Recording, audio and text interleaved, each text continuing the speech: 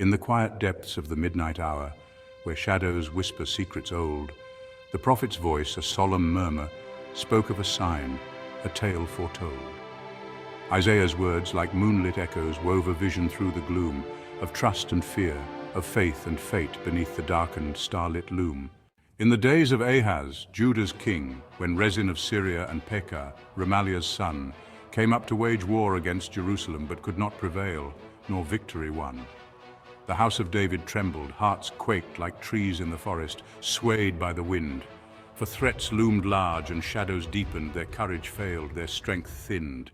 Then said the Lord to Isaiah, "Go out to meet Ahaz, you and Shear-Jashub your son, at the end of the conduit of the upper pool, on the highway to the fuller's field where waters run. Say to him, be careful, be quiet, do not fear, and do not let your heart be faint because of these two smoldering stumps of firebrands who plot and scheme, but their threats are feigned.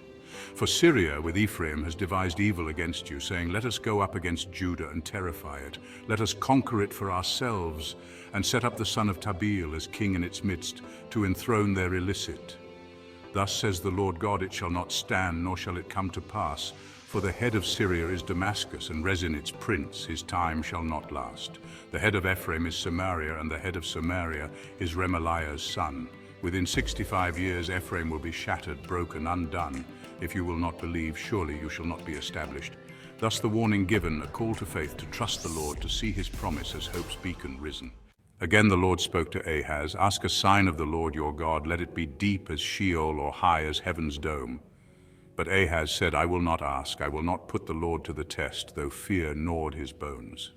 Then Isaiah said, hear then, O house of David, is it too little for you to weary men, that you weary my God also? Therefore the Lord himself will give you a sign, to see, and then behold, the virgin shall conceive and bear a son, and shall call his name Immanuel. He shall eat curds and honey when he knows how to refuse the evil and choose the well. For before the boy knows how to refuse the evil and choose the good, the land whose two kings you dread will be deserted, as the prophecy stood. The Lord will bring upon you and upon your people and upon your father's house days unlike any since Ephraim departed from Judah, the king of Assyria's angry spouse. In that day the Lord will whistle for the fly at the end of the streams of Egypt's Nile, and for the bee in the land of Assyria they will all come, a swarm so vile. They will settle in the steep ravines, in the clefts of the rocks, and on all thorn bushes. In all pastures they'll spread, and in that day the Lord will shave with a razor, in whispers, hired beyond the river, with the king of Assyria, the head and the hair of the feet, and it will sweep away the beard, leaving the visage incomplete. In that day a man will keep alive a young cow and 2 sheep, and because of the abundance of milk they give, he will eat curds. And in the heat, for everyone left in the land will eat curds and honey, a humble feast, as desolation spreads the wealth of pastures for the least.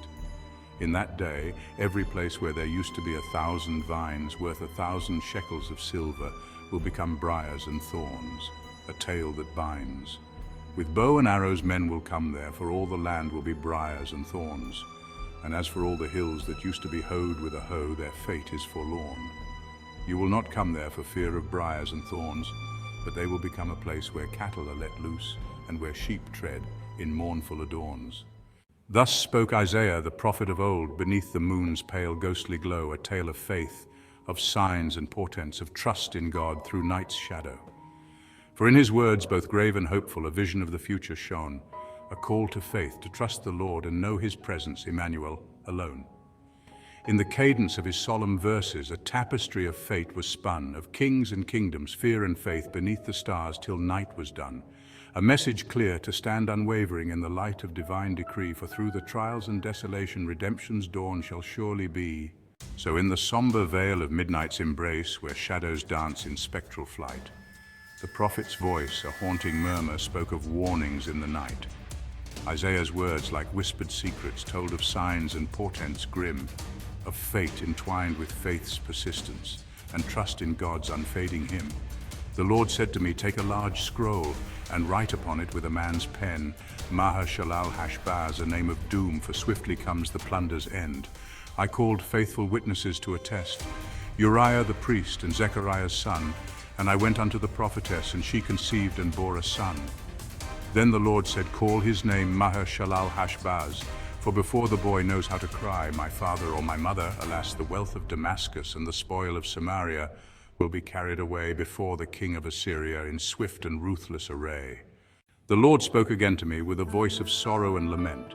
For this people have refused the waters of Shiloh that flow gently, heaven sent, and melt in fear before Rezin and the son of Remaliah's might. Therefore, behold, the Lord is bringing up against them the waters of the river in a fierce, relentless night. The king of Assyria and all his glory will overflow and pass through Judah's land. It will reach up to the neck, and its outspread wings will cover the breadth of your land, O Immanuel, with an iron hand. Be broken, you peoples, be shattered. Give ear, all you far countries. Gird yourselves, yet be shattered.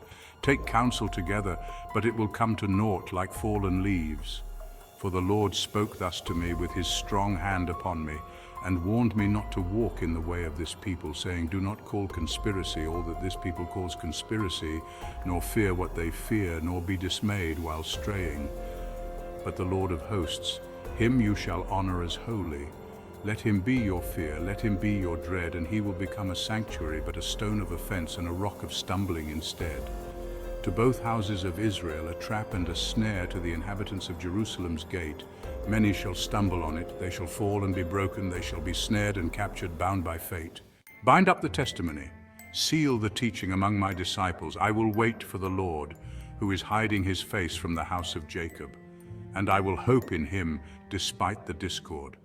Behold, I and the children whom the Lord has given me are signs and portents in Israel, from the Lord of hosts, who dwells on Mount Zion's sacred hill. And when they say to you, inquire of the mediums and necromancers who chirp and mutter, should not a people inquire of their God on matters of grave concern, their hearts aflutter? Should they inquire of the dead on behalf of the living?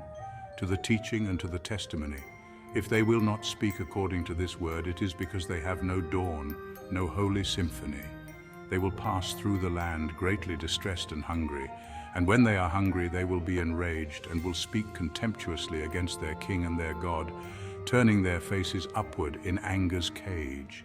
They will look to the earth, but behold, distress and darkness, the gloom of anguish, and they will be thrust into thick darkness, lost and cold. Yet in the whispers of the night a promise shines, a vision bold. For though the darkness covers the land and shadows stretch long and wide, the light of dawn will break the night with hope and faith our guide. Thus spoke Isaiah, the prophet revered, beneath the moon's pale ghostly sheen, a tale of warnings, faith and signs, of light amidst the shadows seen. For in his words of grave foretelling lay a promise pure and bright, that through the trials and desolation, dawn would bring its healing light. In the cadence of his somber verses, a tapestry of fate was spun, of kings and kingdoms, fear and faith. Beneath the stars till night was done, a message clear to stand unwavering in the light of divine decree. For through the trials and desolation, redemption's dawn shall surely be.